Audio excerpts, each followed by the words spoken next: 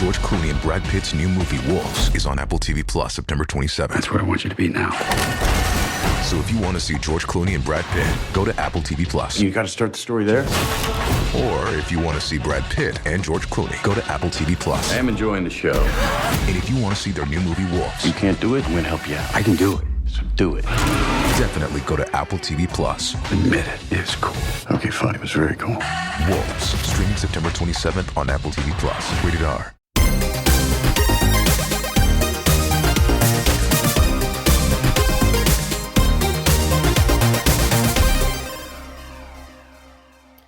Hello, fellow gamers, and welcome to the Video Gamers Podcast. Sometimes the best part of gaming is just chatting with friends over the latest news, game releases, or even stupid gaming questions. When you have a group of friends and you're all talking about that latest hit release, or secret level you found, that boss fight you just beat, or just stupid topics like which character would make the best roommate, those are the topics that matter, and that's what we do in our side quest episodes. It's a mix of gaming questions, thoughts, and topics that bring out the laughs and the truly important topics we as gamers love to chat about. Before we get into this show, though, some introductions are in order. I am your host, Josh, and joining me, you might find him crying in a corner after his latest Diablo 2 hardcore run ended in the blink of an eye. It's Ryan. Oh, why you gotta do me like that, man? I came in a good mood. Come on. Sorry. All right. So for people that don't know, Ryan has been cracking on Diablo 2 hardcore runs, right? Yes. And how many characters have you gone through? I think 5 or 6. 5 or 6, and they are always followed up with a video from you. Yeah, I do record. I do. That you share where I just see you scrambling around. I don't know what build you're running, but you're shooting out lightning bolts like a madman. And then I have learned to just watch your health bar, or, your little health sphere in this case. And then just all of a sudden, you're fine. And 1 second later, you're dead. And then I just hear, oh no. It's pretty instant. Yeah, I never thought I'd get that sucked into. I mean, it's in my top 10 of all time. It's one of my favorite games ever. But I never thought I'd get this sucked back into like a game. But the hardcore part of it makes it just so scary and sweaty that I just love it. Because everything can just... It matters. One death is your toast, man. So and I know this game inside and out. I know where I can't go. I know the bugs. Nightmare famously has some fire enchant bugs that will, even at level 80 or 90, will just instant kill you in Nightmare. So there's a bunch of stuff you have to watch out for. And I just keep... every day, that's what I want to play more than anything. I'm still cracked out on it. And every time I die, I need like 15 minutes to cool down. And then I go and I start another character. I do wonder when it's finally going to get to you and you're just going to be like, that was it. That was the last one. I can't do this again. I can't be hurt again. Yeah. I can only take so much pain. I have never played a game in hardcore mode where when you die, your character is just lost. I don't know that I have that in me, man. Oh, it's hard, dude. Especially when it's something dumb or silly. Like this one, most recent one. We were cruising around. I mean, I wasn't a crazy high level, but I think I was in the high 50s or early 60s. Level cap's 99, but to go from 98 to 99 is almost the same amount of XP as going all the way to 98. So it's quite a grind at the higher levels. But around 60, and I just turned a corner, and my buddy that was kind of helping rush me through just was teleported away, and then before he could get back, I just got surrounded and like 3-shot, boom, boom, boom, dead. There's not a thing I could have done. And it's just, you just sit there and you look at the screen and it's like you have died and you're like, oh, no. See, it's weird because I love a challenge, right? I love Elden Ring. I like Dark Souls. I like any game that presents a challenge to me. I do not mind dying or failing, 20 times to try to beat something. But I need that like fist pump moment of beating that boss or beating that level for it to like pay off for me. And I think with hardcore mode, like if I die and I'm just dead, I don't get that fist pump moment that I need as a gamer, but I don't know because I've never actually tried one. So I might have to try a game just to see. in my own brain, I feel like I would just hate it. And I'd be like, well, I just wasted all that time, man. That's what makes it so scary. You don't want to waste it. And I had just equipped a ton of gear like that I was waiting for. And so like I had it on for a few levels and on it now, there's shared loot spaces. So if you die, you can like have gear saved up for another run. But you have to have it in there. And if you're wearing it, it's gone forever. So yeah, it was, it's interesting. I may taper off, but we'll see. So other than Diablo 2, have you been playing anything lately? Since we finished up Astrobot, I've still been getting in a little bit, just kind of unlocking other levels. I looked for the Lost level. I found a couple, but not the triangle one or the specialty ones yet that you were talking about. But other than that, Space Marine 2, we've just been getting in on that, which I think we're going to cover. So we are, yeah. Yeah, we've got to get some time in and beat that bad boy. Yeah, I've been playing with our good friend of the show, Andy. I've been playing with him almost daily. We haven't had a ton of time to really dive into it for a long time, but we run a mission or two, and then it's like, hey, life comes up and we kind of have to bail out. But it has definitely been fun so far. But you and I need to get in there too, yes, because I want to definitely be able to talk about some of those moments in that game also. For me, other than Space Marine 2, I am in the thick of it in Overwatch again, dude. How are you? I don't know how I got sucked back into this, man. People have heard me talk about this.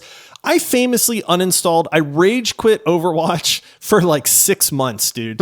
I mean, I'm talking rage uninstalled. I hate this game. I hate Blizzard. I will never play this game again. I cleared every Blizzard game off my computer. Then my kids started playing it.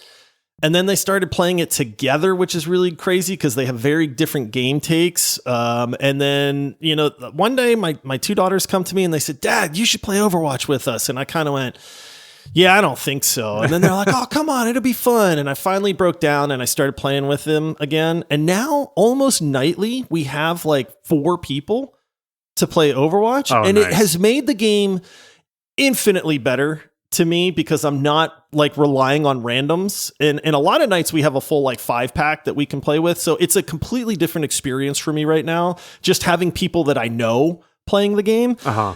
And so as much as it pains me, dude, to admit this and to say this publicly on record, but I am really having a lot of fun with Overwatch. Back in, baby. Oh, it's get it out. I feel right? like I need to brush my teeth or something after saying that, but it is true, man. So what are you going to do? And I never was like, I've been playing Fortnite as well because it's the same situation. My daughter got into it and I'll walk by and she's been playing on her own recently. And then her and my son will play, and then we'll all hop in. Let's get some trios, which my son famously calls threos. Let's get some threos on, So it is so much. There's so much much of a difference when you're playing with your kids or people as family and stuff like that. But when it's with your kids and you're just getting on and you get to have that kind of ritual where you're all play together and you have stories and jokes to talk about from the games you played, it does make a difference. I will say, I know that we have a lot of gamer moms and gamer dads out there that listen to this show, and there is something special about being able to play a game with your kids that's not Minecraft. Yeah. And it's crazy to me because now I'm a little bit of an older gamer. My oldest is 17 and my youngest is 14. And my oldest can whoop me at Overwatch, dude. Like, there came a day where I was like talking smack and she was very scared and I was like 1v1 me and she was like, oh, okay. I mean, you're going to crush me, but okay. And then she wrecked me, dude. That's and it was like this moment where I was just like, oh no. Like, what's happened? I've been surpassed. Yeah. And then I just told her, I was like, I was really tired today. I had a long day at work. You better be glad I'm not like well rested or I would have whooped you. Yeah. But it's crazy because they're actually good at the game, which makes it a lot of fun. Like, I think any parent can relate that, hey, if you play a game with your kids and they're really bad, it's like, okay, well, they're good. Yeah. And it just heightens it even more for me. So it's been a lot of fun. Okay, so for anybody that hasn't ever heard one of these side quest episodes before, Ryan, like they're kind of all over the place. We like to have fun with it, but like, how would you describe one of these episodes to somebody that might be tuning in for the first time? This is more of I would say kind of laid back couch talk. Like this is everybody just going over not only just games that we are excited about, games we've been playing, weird questions about what would you do in this situation, anything like that. And then even sometimes we always love to throw in some food questions too on these side quests. So yeah, it's definitely something that's just kind of a hangout, chill mode. Let's just talk games.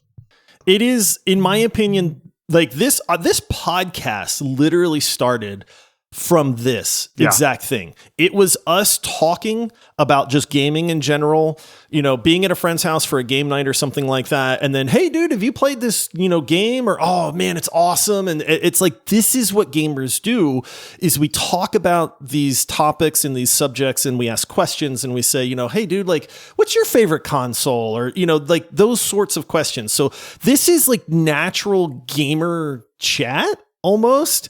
Yeah. That like everybody does. And we have such a good time with it that we really enjoy these, and our listeners generally really enjoy these as well. So they're a lot of fun to do. I know we look forward to them because they're more laid back. They're less structured than some of our other episodes. And we get to get a little silly on some things like the best kind of fries that we're going to talk about later. Oh, I'm excited about that one. All right, Ryan. So I do want to start off with this one because this is kind of a big question here. Look, all the games that we were hyped for, this big trio of Star Wars Outlaws, Space Marine 2, Astrobot, they've come, they've gone. We've played some of them. We haven't played Outlaws, and maybe that'll come later on in the year. But it's like, now we have the rest of the year to look at. And it's like, what's next? Like, what are you excited for now? Right? Like all the big releases have kind of come and gone. And that is not to say that there's not some great games coming out, but we had this chunk of games that I know that we were excited for. So it's like, now for the rest of the year, what game is at the top of your hype meter? Yeah, August and September have been crazy so far, but I know in October, Diablo 4, Vessel of Hatred comes out. Vessel of Hatred, yep. I am excited. It would be weird to click Diablo 4 instead of Diablo 2 on my desktop when I go over there, because I still haven't installed, but I haven't played it in a little while. So I am excited. I am excited with the different changes they made, the updates. One thing that I'm really stoked for, and I cannot wait, November 20th, Stalker 2. I really want to play this. I really want to play this game, and this has been on my kind of radar, if you will, for quite a while. Ever since I saw just the dark, gritty nature of it in that trailer, man, it's something that, and I never played the first one, so I'm really excited to get just a fresh kind of a new eyes wide open experience on it. I'm with you on that. Stalker 2 is on my list as well. I never played the first one either. Oh, okay. So I really don't know what to expect. Yeah, like I have played, I can't remember which one. It might have been Metro Exodus or Metro 2033, or I can't remember the Metro games. But these single player first person story based shooters, I guess, is the kind of genre. Crysis of old for some of the older gamers. Crysis would be kind of an example of that as well. So it's like Stalker 2 gets me really hyped when I see the trailers and stuff for it. And I like the fact that, as odd as this sounds, that they delayed it, you know, to make it better and to not clash with some other game releases and stuff. So it kind of gives me faith in the developer. I just don't know what to expect. Like, in my brain, I expect it to be great. Like you said, this dark, gritty, supernatural experience and story and characters, and it's a shooter and the gunplay looks good. But I just don't know, I do think Stalker 2 is at the top of my list. Here's the thing. We know Dragon Age Veilguard is coming out on October 31st, releases on Halloween. And I am like trying to will myself to be hyped for Dragon Age Veilguard. But like every time I watch a video, my brain just goes, well, that's not Dragon Age. Yeah. And I know that people that have been fans of the show have heard me kind of waffling on this game and then kind of complaining that they took away the ability to control your party members. And we're going to talk about Dragon Age a little bit later, so I don't want to get too much into that because it's actually one of the topics that we'll cover today. But Dragon Age Veilguard is up there for me, but I don't think it's at the top either. Yeah, so that's fair. which I know is probably crazy to some people. Sorry, Allie, if you're listening. She's a huge Dragon Age fan. Sorry, Paul, because I know Paul is listening too. Fail guard. Like, man, the fail guard. Oh, man. Okay, Ryan. So there is one other game that I actually looked up to see if there was any sort of confirmation that it was coming out in 2024, because I know this would probably be at the top of your list as well. And that's The Alters. Oh, yeah. Supposed to come out in 2024. Now, if The Alters comes out and they says, hey guys, we're releasing December 16th, let's say, is it at the top of your list, or is Stalker 2 still above it? Oh yeah, no, it would surpass Stalker 2. Not by a ton, because I am really excited for Stalker 2, but having played Alters, that's the kicker, right? And the experience we had, and we all just sat, we're like, man, I can't get enough of this. This is awesome. The tree, the history tree, and the way you can go through it. Everything about that game was awesome. So that would definitely shoot right up to the top.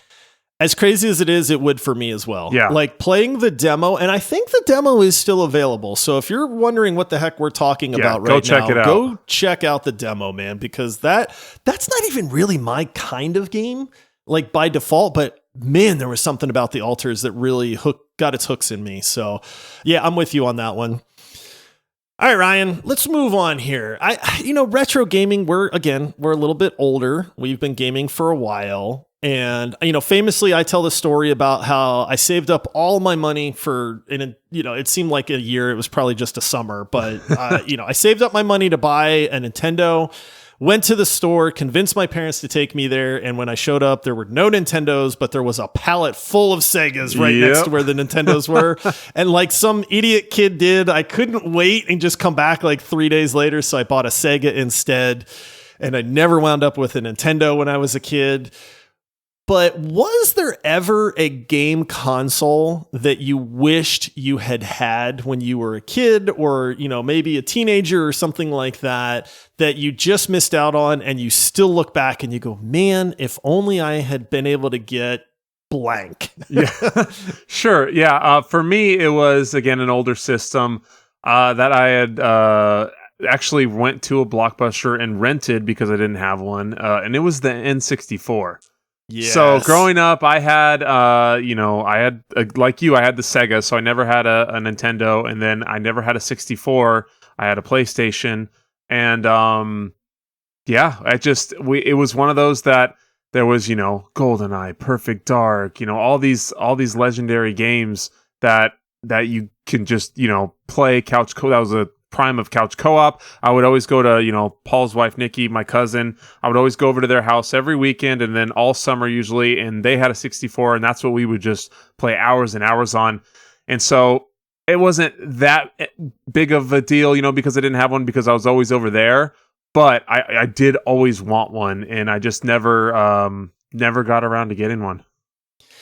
I had a Nintendo 64, and let me tell you, man, you missed out. It was pretty sweet, right? You missed out. That console's Thank great, you. Rub it in. Sorry. Yeah, I mean, just so many iconic games, dude. GoldenEye alone with your buddies, 4-player, 4 controllers all hooked up, man. Oh, such good times. One of the worst controllers ever, though. Oh, it was terrible. So bad. But nobody cared because, know, you could all play together. It's weird. My initial one on this one, the one that popped into my head initially was obviously a Nintendo. Like I said, saved up my money, was an impatient kid, made a huge mistake. I feel like that could have changed the course of my life if I had gotten a Nintendo versus a Sega. Yeah. I'd probably be president or something right now. Oh, God.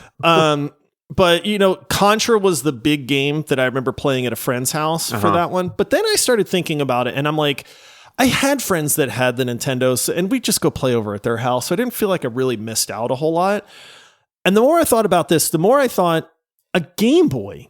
I never had a Game Boy. Really?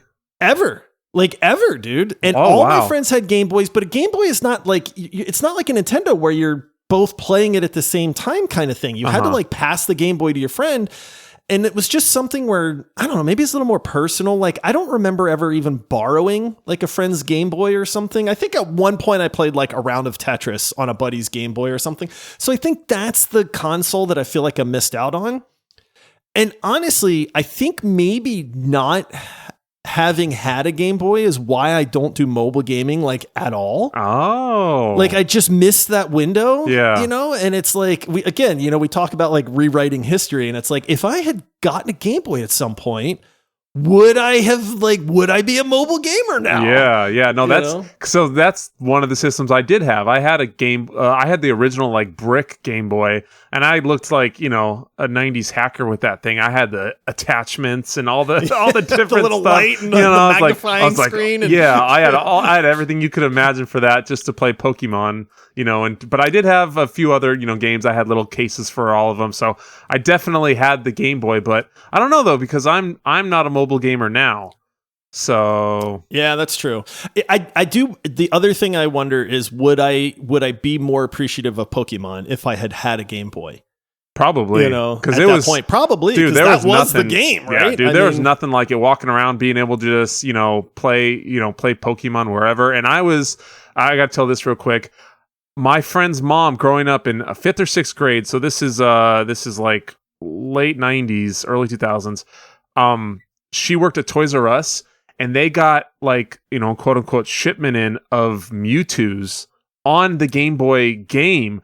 And we went in and we were the first people to get them transferred to our Game Boys. So when we rolled up to school the next day and we had Mewtwo's on our Game Boys, we were the king of the world, man. It was the coolest thing. Oh man. Yeah. Got that hookup. Yep, we had the hookup for sure. That's awesome. So, all right, listen, we got some more questions, but we're going to take a short break and then we'll come back with more. My dad works in B2B marketing. He came by my school for career day and said he was a big ROAS man. Then he told everyone how much he loved calculating his return on ad spend. My friends still laugh at me to this day.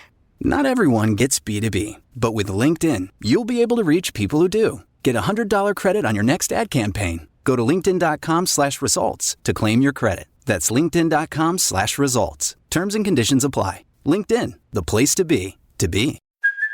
Hey, it's Kaylee Cuoco for Priceline. Ready to go to your happy place for a happy price? Well, why didn't you say so? Just download the Priceline app right now and save up to 60% on hotels. So whether it's Cousin Kevin's Kazoo Concert in Kansas City, go Kevin, or Becky's Bachelorette Bash in Bermuda, you never have to miss a trip ever again. So download the Priceline app today. Your savings are waiting. Go to your happy place for a happy price. Go to your happy price, Priceline. All right, we are back. Ryan, a little bit different style question for you on this one, but I am very curious to hear your answer on this. What is the worst job that's actually a job that exists as like a career or a job that you could imagine having? Like, what's the thing you would least like to do is for a living that you can possibly imagine? Man, see, this is a hard one because I work in construction. I own a small company doing, floor coatings and overlays and stuff. And so I am at a lot of construction sites. And let me tell you, a lot of construction workers must eat some crazy things because those porta-johns, those are pretty gnarly, man. Those need some cleaning. And to have that job, to have to go in behind these guys and God bless them. They build homes all across America, and they do, the Lord's work, providing structures for everybody. But, dude, I don't know what it is, but the smell that comes out of those things sometimes, if the wind's hitting wrong, and I'm in a garage, I'm like, oh my gosh, what the heck is that? So that's one that would be really hard for me. And then secondly, I know there's a lot of people probably listening that are either doing this right now at your job or do this for a profession. I could not be a QB. I could not sit in a cubicle all day. Cubicle. Okay. And I thought you meant a quarterback. I was like, dude, that sounds like a great job. No, that I would love. I'd love slinging the rock for sure. But no, a cubicle worker where I just sit and just punch on a keyboard all day in an office, like I couldn't. It's not in my nature to just sit and do that. Like you had said on one of our old episodes about tasks and lists and stuff. What do I have to do? Let me get it done and then go about my day. I couldn't just sit in a little 6x6 cell basically and punch numbers. Yeah, I did that for a few years. I worked for auto insurance and I had a cubicle and did that part for a while until I kind of got out of the office part and into the field part of it. Uh-huh. It's not I will say, like, it's not my cup of tea either, but the people that you work with are what make it. So it's like, if you get along with your coworkers and stuff, the work itself isn't terrible, and you're kind of wandering around and goofing off and stuff like that too. So I get it. For me, this is easy. A professional mover. Dude, I can't think of things I hate more in life than having to move. You know, the buddy that's like, hey man, I'm moving. Do you think you could come help me this weekend and, you know, help me move? And I'm just like, oh no. Yep. And you and I are both yes people. Like, it's really hard for us to say no to somebody. So it's like, if somebody asked me, I'm going to be like, sure, man, I can help you out. But I cannot think of something I would rather do less than like moving a couch out of a house or like carrying boxes to and from the moving truck. And I don't know why. Oh, it's so bad. It's just the worst. I have had some crappy jobs, dude. I've picked blueberries in the summertime in Louisiana. I've cleaned up poop at a zoo. Ooh. You know what I mean? So, and I'm talking like major poop at a zoo, because some of these animals are quite large, and it's like, and I would rather do that than have to move people, man. Dude, it's the worst. I don't know what it is too. I like you said, I can't, I have a hard time saying no. So everyone, for whatever reason, always asks me, and I've always had a truck pretty much. So I'm always that guy. Oh, Ryan will help us move. And you know, it's one of those things, like, I don't really mind it, but I definitely don't want to do it. And if you're going to ask somebody to help you move, just a little PSA out there, have everything packed. Don't expect the people to help you move to show up and then help you pack as well. I love my brother, but one day I showed up on the 3rd floor, mind you, to help him move. And then he's like, okay, those can go into those boxes. And I just looked around and nothing was packed. And I was like, oh, that's the worst. What do you mean those can go in those boxes? That's where I would just leave. Yeah. Like, I would be like, dude, when you're ready for help, let me know. But yeah, exactly. I'm not packing your boxes. Yeah, I'm not here to pack either. for you, bud. Yeah. All right, quick hitter, Ryan. Would you rather relive the heyday of World of Warcraft or your first playthrough of Red Dead Redemption 2? So I was not happy with you when you sent this question over, because we do our social preps. Josh kind of makes a lot of the outlines, and he sent this, and I'm like, man, I know he did that just for me. I did. He did that just for me. Because the emotional connection I have to Red Dead and what I feel about, to me, it's the greatest game ever made. It's the greatest game I've ever played, in every aspect. But also, wow. The time frame, the era, the way the game was, the economy. I know I always talk about it, but the economy in that game, when it genuinely, like, if someone was to, like, if you could have done it and robbed someone, it would have felt like real money to me. Like, that's how much the economy was in the game. I was a young teenager, so it's so hard to pick between the two. I played it a ton with, I mean, I have hundreds, if not thousands of hours with Paul in that game when we were younger. But the connection and maybe the newness, if you will, of Red Dead, it just puts it a little bit up there for me. It's just that kind of that next level. I get it. Yeah, I get it. I kind of use this. I said God of War for me because I like God of War. It's my favorite game of all time. So God of War, EverQuest. I know, that's why I was going to say. All right. For me, it's tough because I would actually pick EverQuest in that regard, just because there was nothing that blew my mind in gaming, like realizing what an MMO was and that all these other people were actually people playing this game with me.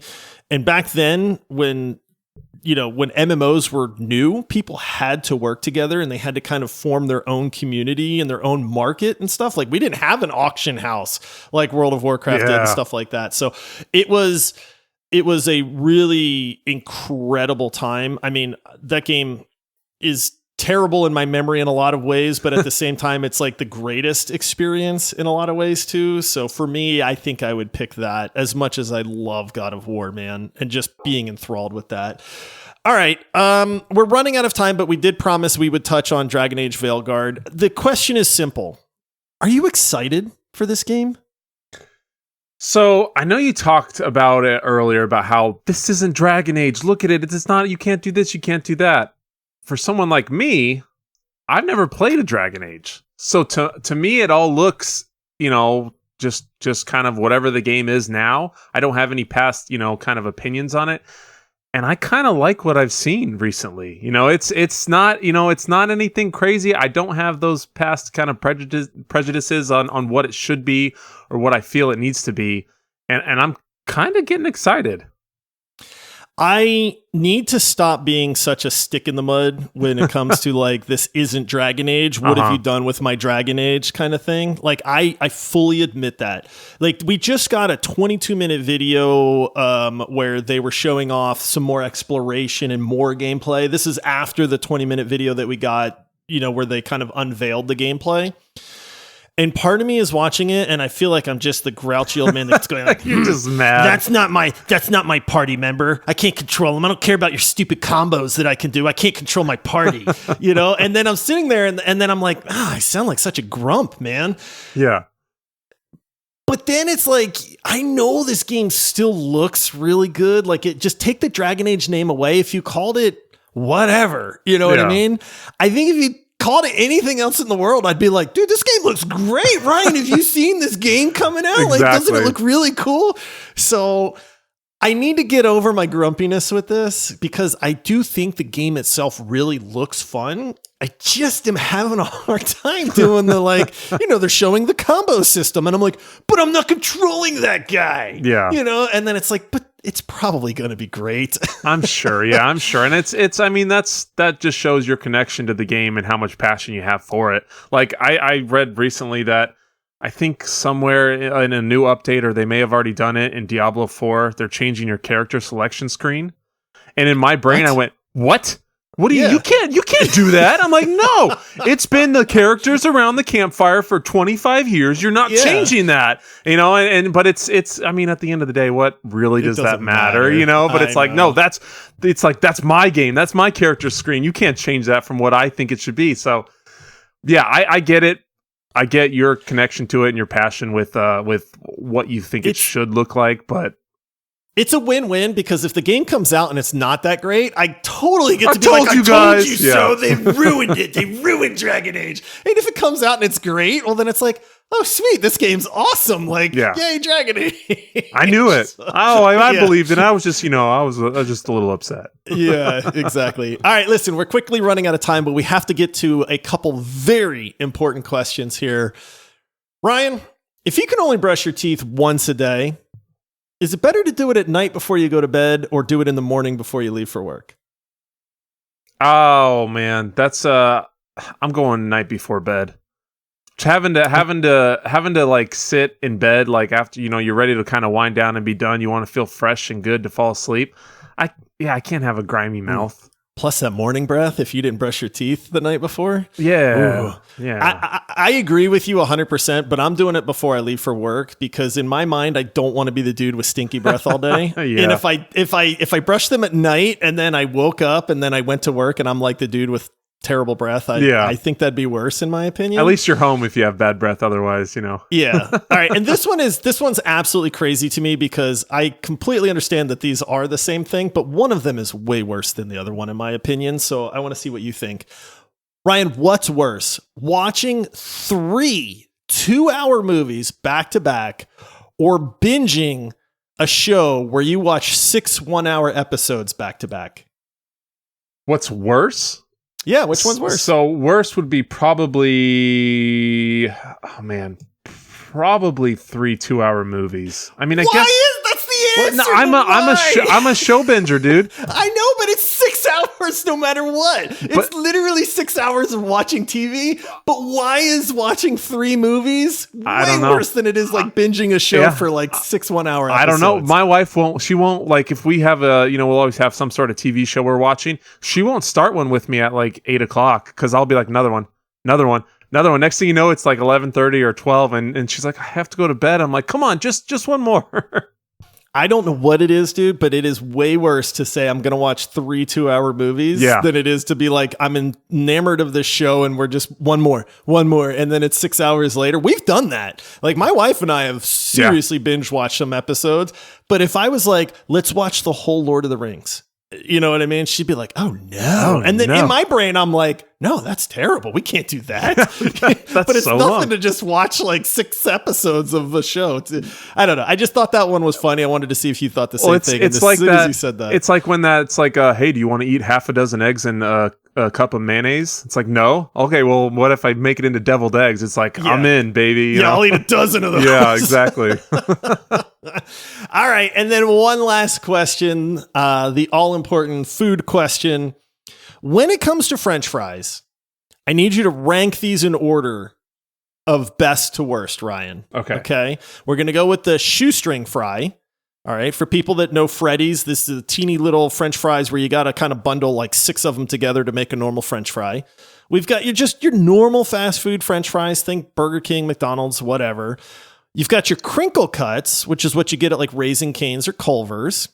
All right. And then you got your steak fries, which is what you get at like Red Robin. I don't know if there's a fast food place that does steak fries. Maybe waffle fries from like Chick-fil-A would be equivalent, you know, but like your thicker, like potato-y type fry. Put those in order from best to worst for me, Ryan. So best to worst, best is far and away shoestring fries. I love, madman. I love that thin crisp to it. The thinner the better.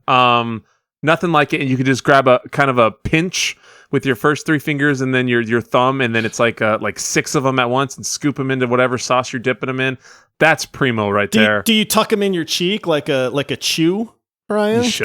Because they're just shredded French fries. Dude, I tell you. Well, here's the thing, and this is why. This is why I love those the best. Because next, regular fries, just good old classic. The last 2 that are 10,000 leagues lower than the first 2 is steak fries and waffle fries or crinkle fries. Like, if I want potato, I'll just eat a potato. I don't want a big mushy kind of little light crisp on the outside type of fry. That's not a fry. That to me, that's just kind of crispy potatoes. It's like a wedge. Yeah, like potato. the wedges and all those. I In-N-Out. I don't like their fries. I don't like the waffle fries at Chick-fil-A. I'd rather not eat it than eat it, than eat those types of things. So yeah, to me, those are far and away just bottom tier for fries. Well, you're a madman because shoestring fries are at the bottom of No my list. way. Those are way too much work, dude. Who wants to try? That's why you grab them like that. I try to dip them, and then I can't dip them all at once, and then it's just terrible. Get a fork, it's dude. Terrible. Boom, stab them. You can get like 6 at once. Fork? That just proves the point. If I got to use a fork to eat French fries, those things belong at the bottom. So for me, at the top are your normal French fries, dude. Give me Burger King, McDonald's, Wendy's fries. That it's the perfect mix of like crispiness and a little bit of that potato inside for me. So those are at the top. Then I'm going, this is where it actually gets tough because then it's between either crinkle cuts or steak fries for me. I'm going to go with crinkle cuts, but they have to be crispy, dude. The worst thing is a limp crinkle cut fry. It's like, I don't know why. It's like, dude, just cook them a little longer, man. But I can't, anytime I get crinkle cuts, they're always limp and soggy. Oh, they're nasty. And especially it's but I will say Culver's, which is a local place for us at least, is like they do their crinkle cuts where they're actually crispy. And then I'm like, ooh, these fries are really good. But 9 out of 10 times, crinkle cuts suck. So I have to rank them a little bit lower.